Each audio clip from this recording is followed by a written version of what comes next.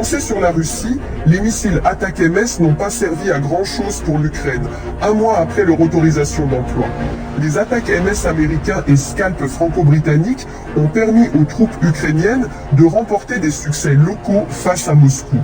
Mais un mois après l'autorisation de leur utilisation par les partenaires occidentaux de Kiev, leur impact sur le conflit en cours paraît très limité. Hier, un missile Scalp français a frappé la Russie contre des cibles dans les régions de Koursk, visant des systèmes de défense anti-aérienne. On a des images qui nous le prouvent, c'est vraiment une spécificité, c'est les missiles Scalp 300 km de portée tirés par les Sukhoi 24 ukrainiens. Et a priori c'est un char Abrams, alors le fait que les chars soient détruits, c'est normal et ça continue à arriver, quelle que soit la catégorie du char. Là ce qui est plus étonnant, c'est la qualité de l'image qu'on peut voir ici, il y a quasiment pas de brouillage, ça veut dire a priori qu'on est sur un drone kamikaze avec de la fibre optique qui est à l'arrière. C'était une spécificité des Ukrainiens il y a quelques temps, les Russes les ont copiés et les Russes ont développé la masse. Le ministère russe de la Défense a promis une réponse à cette frappe.